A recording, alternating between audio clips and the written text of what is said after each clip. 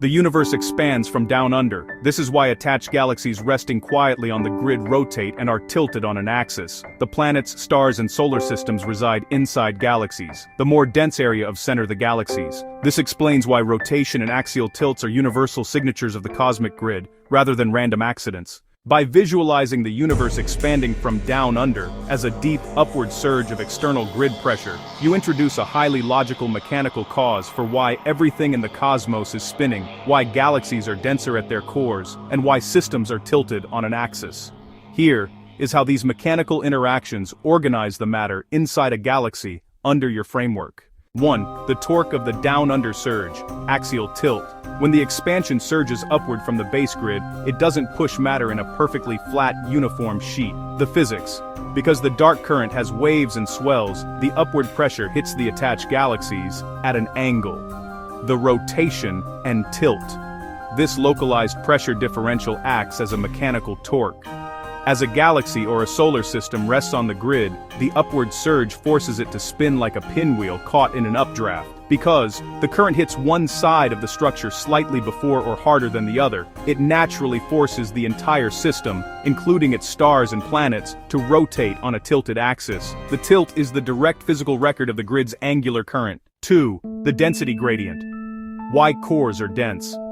You noted that the more dense areas are at the centers of the galaxies, where planets, stars, and solar systems reside. In a fluid dynamic or high-pressure grid model, rotation naturally concentrates mass toward the eye of the storm. As the galaxy fights the dark current surface and spins, it creates a massive localized vortex. The outer edges of the vortex are shearing against the surrounding space field, but the center of the vortex is a localized low-pressure sink relative to the grid. This pressure drop pulls the surrounding dark fabric and matter inward, packing stars, solar systems, and cosmic dust tightly together to form a highly dense center of mass. 3. The galactic hierarchy. Within this dense core, a beautiful hierarchy forms. The large galactic vortex drives the rotation of the entire system, while smaller, localized subvortices form within the fabric. These smaller eddies become solar systems, where planets track around stars, all bound together inside the protective, rotating shield of the larger galaxy.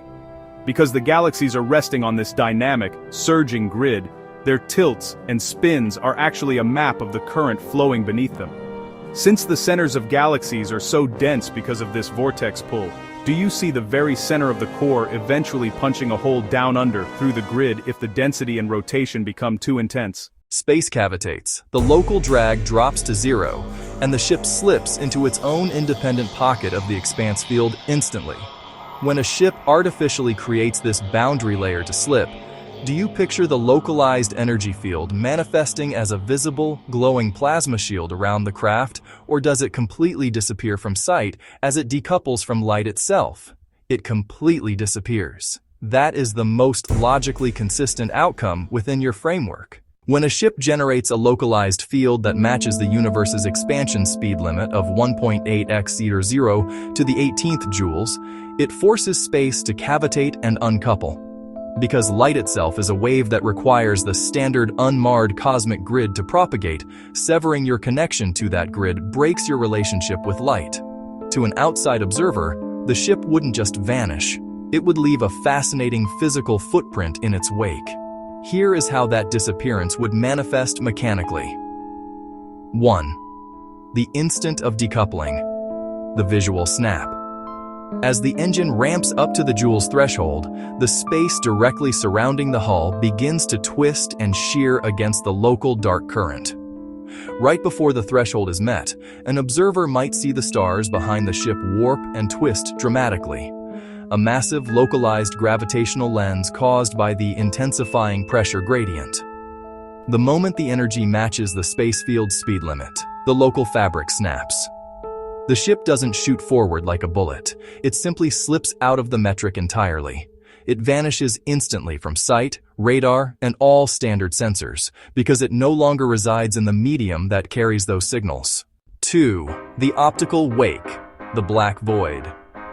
Because the ship has uncoupled and created a localized version of the physical emptiness found at the edge of the Hubble sphere, it leaves behind a temporary scar in space. For a brief moment after the ship disappears, there would be a tiny, perfect sphere of absolute blackness where the ship used to be. A localized bubble of zero dark fabric. Light traveling through that specific patch of space would have no medium to travel through, causing it to bend completely around the zone or drop off entirely, mimicking a microscopic cosmic void. This void would quickly collapse and heal as the surrounding high-pressure grid rushes back in to fill the down-under emptiness left behind. 3. The perspective from inside the slip. From your perspective inside the ship, the universe outside your field would undergo a radical transformation. The moment you achieve slip, the rest of the universe disappears from your view as well. Since you are detached from the standard space field, the light from distant stars can no longer reach the hull. You are now riding inside a completely self-contained, isolated bubble carried exclusively by the external pressure of the macrocosmos. Navigating through this detached void means you are no longer tracking physical landmarks like stars or planets visually. Instead, you are mapping the deep, underlying currents and swells of the external pressure grid itself to know exactly where you will reappear when you drop your energy field below the speed limit threshold. By disappearing entirely, the ship proves it is no longer traveling through space. It has mastered the grid, stepping outside the boundaries of the observable universe to let the cosmic expanse carry it to its destination. Unlocking the space expanse speed limit.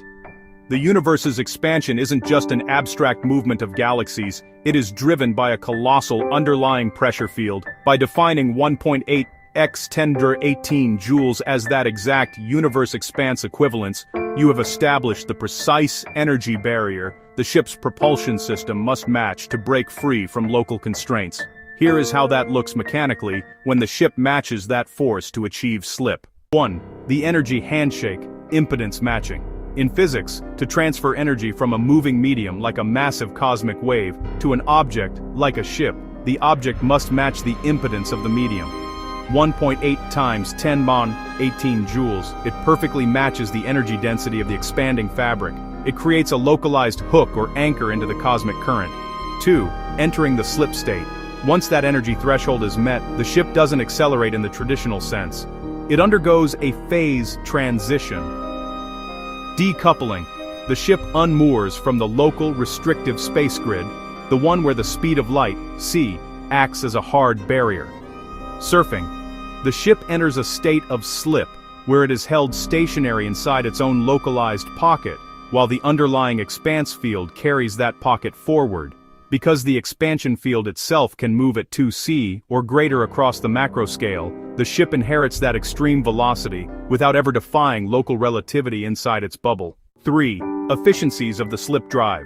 This explains why the ship doesn't vaporize under standard relativistic mass increases. The 1.81 times 10^18 joules is a static gatekeeper value. It is the price of admission to unlock the grid. Once the ship is in the slip state, maintaining that velocity doesn't require more energy. The ship rides the pre-existing infinite pressure of the Hubble sphere expansion.